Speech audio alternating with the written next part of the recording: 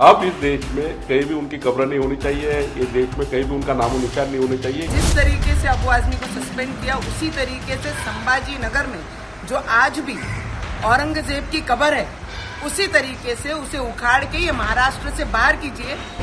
318 साल बाद क्या मुहिउद्दीन मोहम्मद औरंगजेब की कब्र खुदेगी? क्या मुगल सल्तनत के शासक आलमगीर का मिटेगा हर निशान? ये सवाल मेरे नहीं बल्कि हर उस शख्स के जहन में है जो मेन स्ट्रीम और सोशल मीडिया पर न्यूज़ को देखना पसंद करता है। महाराष्ट्र में जहां औरंगजेब के नाम से विवाद शुरू हुआ, वो अब औरंगजेब की कब्र तक जा पहुंचा है। आखिर ये पूरा मामला क्या है, इसकी शुरुआत कहाँ से हुई और इसके पीछे की सच्चाई क्या है, इस बारे में जानेंगे इस वीडियो के जरिए। हाल ही में रिलीज हुई फिल्म छावा के बाद मुगल शासक औरंगजेब को लेकर पूरे देश में बहस छिड़ गई। इस बीच महाराष्ट्र के सपा नेता अबू आजमी का एक बयान, औरंगजेब तो महान शासक था, इसने तूफान खड़ा कर दिया। उनके इस बयान ने आग में घी का काम किया।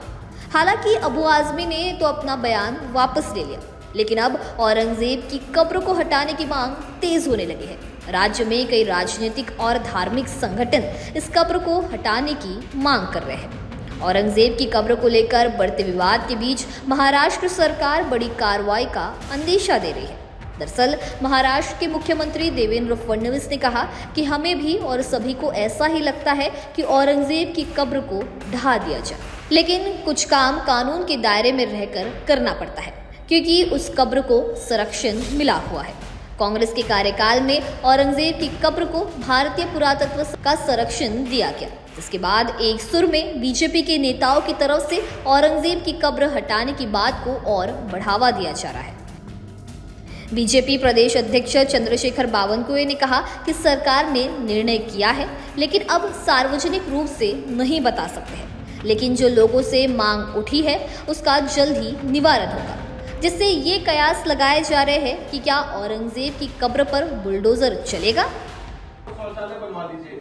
आप लोगों का क्या स्टैंड है और लोग जानना चाहते हैं कि क्या फ्यूचर रहने वाला है औरंगजेब? कब तक सरकार कब्र को हटाएगी सर? औरंगजेब देखिए, सरकार का निर्णय मैं अभी ऐसे सार्वजनिक प्रेस में जाहिर नहीं कर सकता, लेकिन भावनाएं क्या है महाराष्ट्र की।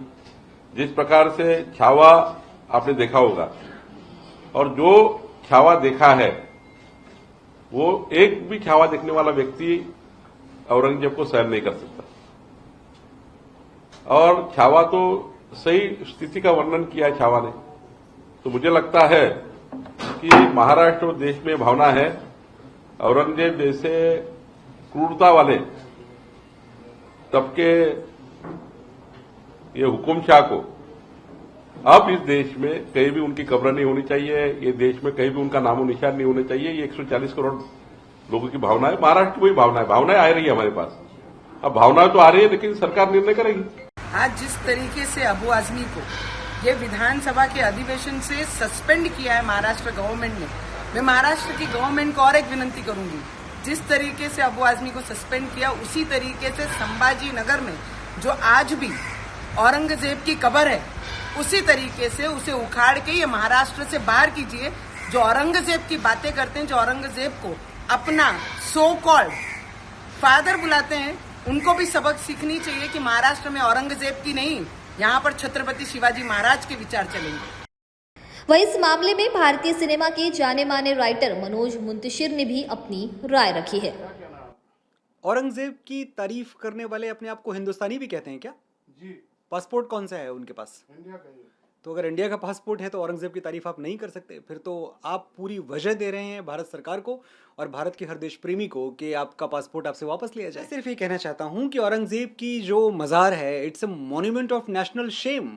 वो ऐसी कौन सी जगह है जिस पे बड़ा गर्व होना चाहिए किसी भी भारतीय को, वो किसी भी धर्म से आए, जाति से आए, किसी भी संप्रदाय से आए, किसी भी प्रांत या भाषा से आए।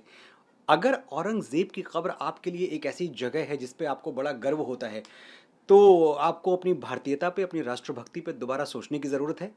मैंने एक छोटा सा मशवरा दिया कि भाई क्यों तोड़फोड़ करना, क्यों कुछ गिराना।